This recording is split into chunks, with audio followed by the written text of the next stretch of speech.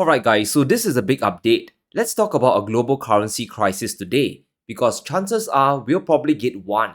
We must understand this on a deeper level, and I'll simplify all the mumbo jumbo for you. Now, we talked earlier about how Scott Bessent, who's Yellen's replacement, is facing a big problem. He needs to borrow a lot of money, but he doesn't dare issue long-term US bonds. He's sticking with Yellen's game plan to issue a ton of short-term treasuries. Why? Because he realized the truth. The US economy is trapped. If he dares to sell more long-term bonds, he could spike yields and send the entire system collapsing. Now, investors, they all know this. That's why the world is demanding higher yields to hold US paper. The world knows the US government will eventually default. It's not a matter of if, it's just a matter of when. And that's why we have this. Even as the Federal Reserve slashes interest rates, borrowing costs for the US government is rising, especially on the 10-year bond. Who in the right mind will lend money long-term to the US without demanding a higher return? However, this creates a very big problem. Congress can't stop spending and Bessent has to keep borrowing, which means he has to issue a tsunami of bonds on the short end, flooding the world with 1 to 12-month treasuries. As simple supply and demand dictates, if you jack up supply like you're drunk, you will overwhelm demand, especially when Trump is punishing the world with his trade war.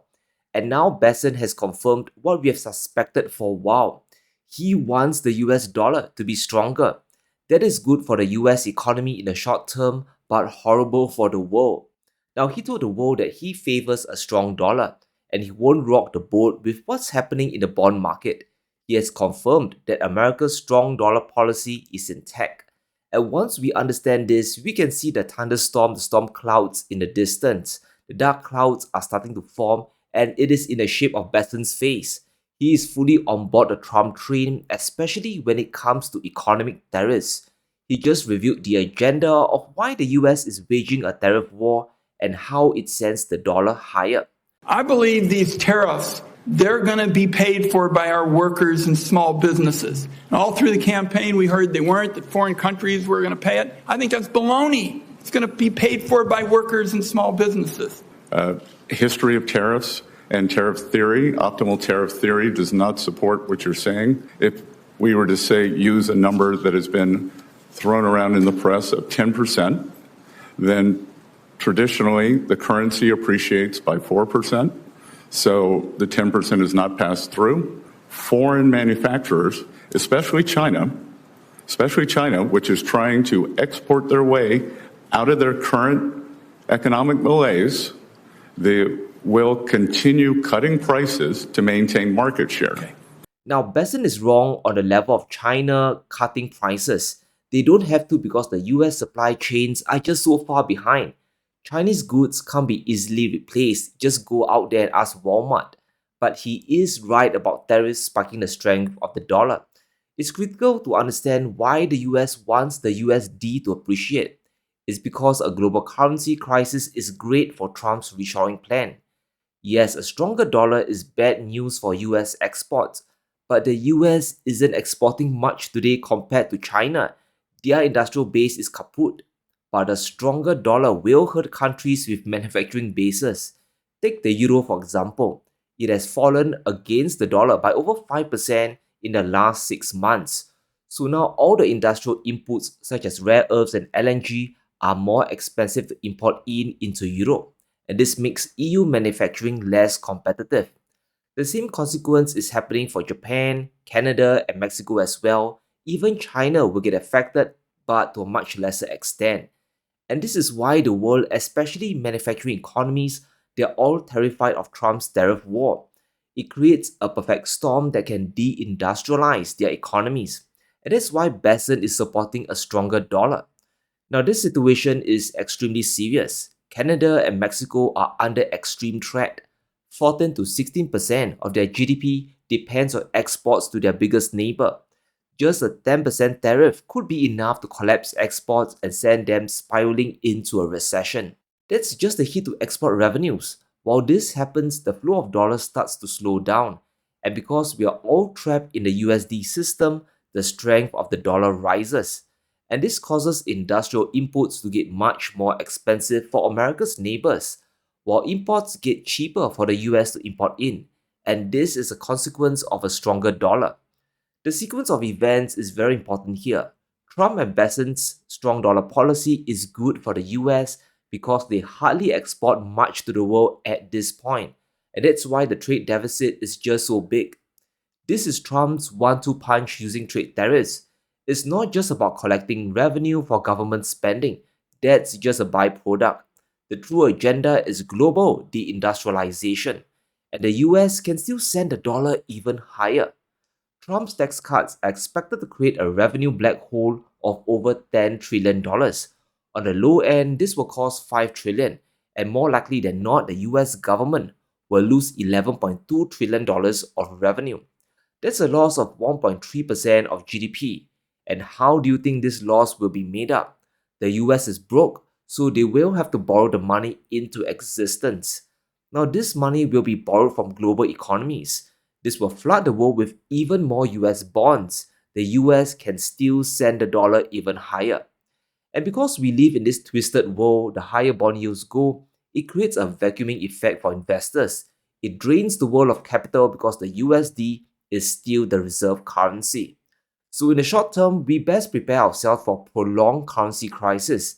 Many Western countries, they are locked into this US dollar system. So this weaponization will work like a charm, especially on Trump's G7 allies. But make no mistake, this isn't good for the US economy long term. It pushes the debt situation closer and closer towards an eventual default. Day X will come even sooner than we expect. According to the CRFB, Trump's tax plans alone would explode the debt. We aren't even factoring the increased deficit spending in the years to come, so this is just a conservative estimate. On the low end, we could see the US debt to GDP hit 132% by 2035. That sounds horrible. However, on the high end, this could reach nearly 150%, which is insane. Additional interest costs alone could reach $2.7 trillion over the next decade. In other words, Besant would have to borrow an additional $270 billion a year just to keep this clown show going. So how long can the stronger dollar last? We have no idea here. It could be until the EU gets fully de-industrialized and companies they all move to the US. Trump could then weaken the dollar to boost US exports. But many countries in the world, they aren't going to wait for this. And a big shout out to our sponsor today, Indigo Precious Metals. When it comes to buying gold and silver, I trust Indigo Precious Metals in Singapore. They have made investing in precious metals safe, fast, easy, and simple for both small and large scale buying. I've been stacking gold for over a decade now, and I've learned two things when buying. You want to buy authentic gold bullion, and you want to buy it at the lowest premium possible to stretch your dollars even further. And I'm glad to say I found both of this at Indigo Precious Metals. Indigo Precious Metals is a leading retailer in Singapore. They specialize in physical gold, silver, and platinum. They are my one-stop shop when it comes to buying bullion. Their prices are sharp, and they have the best brands on sale, and I can test the gold on the spot. So if you're looking to make your first gold purchase, Indigo Precious Metals is the best place to start. Whether it's 1 ounce or 1 kilo, this is the reputable dealer you are looking for. So take action today. Click on the link below and enjoy a discount on your first purchase with the code SEANFOO. Start your gold stacking journey today. China, for example, is actively decoupling from the USD system. And how are they doing this? By dumping dollars for gold. Despite the price of gold hitting new record highs, China's central bank, they'll be expanding their holdings. They bought another 160,000 ounces, bringing their stash to nearly 73.5 million ounces, which makes total sense. If you are China or the BRICS, you have heard what Trump has said. You might get clobbered with a 100% tariff if you try to de-dollarize. If Trump follows the Biden playbook, your US assets might also get frozen or seized. Nothing is off the table. So China isn't taking any chances with US sanctions today. Digging into the numbers, China is diversifying away from US assets in record time. Their gold holdings used to be under 3% of total foreign exchange reserves, but in just 5 years, it has grown to 5.5%. This is an incredible boost considering China has a $1 trillion annual trade surplus to play with. Not only are they investing into BRI projects, they are also buying gold bullion to sanction-proof themselves. And these are only the numbers they are revealing to us. I highly suspect China is understating these numbers. They're probably buying much more in secret, we just don't know about it. Remember, it isn't just China buying gold, BRICS countries are hoarding more. They are afraid of sanctions and debasement of the dollar. Everyday Russians are starting to save their money in gold bullion, and it's all thanks to G7 sanctions that got the ball rolling. Consumer demand is flying to the moon like never before. In the past, Russians stored a lot of wealth in Western assets. They used to favor US dollar and euro assets. They bought a lot and they stored a ton of them overseas. But now that is getting really risky. As the G7 continues to seize the assets of oligarchs, this makes a lot of Russians uncomfortable. You might have a mountain of dollars, you might have a mountain of euros, but what's the point when you can't use them or even access them? Russian consumers bought a total of 75.6 tons of gold in bullion, coins, and jewelry last year. This is the 5th biggest figure globally. This is the man on the street. We aren't even talking about Russia's central bank purchases. Despite high gold prices, the buying has increased by 6%, which really tells you something. The Russian consumer on aggregate still has money, and they are looking to store their wealth in a safe asset. So if you're a gold investor, you need to pay attention to both the Chinese and the Russian economy. As they continue to grow, we can expect more money and more wealth from both the governments and investors to pour into gold. Now, we have heard the narrative of Russia's economy collapsing almost every day, but is that really the case? Are G7 sanctions turning the ruble into rubble? And is it all over for Putin's economy? GDP growth is expected to hit at least 2.5% for the next 3 years until 2027. These, of course, are the estimates, but if they come true, Russian consumers would still have money to buy gold. Europe, on the other hand, is expected to grow by only 1 to 2%, and that is from a low base. But for gold demand, the EU doesn't really matter. They are locked into the US debt market for the foreseeable future. So the storm clouds, they are gathering. And let's circle back to what Besson said during his recent interview. He's 100% convinced that tariff war is good for the US economy. But what about the inflation concerns that are stemming from the tariffs and tariff threats?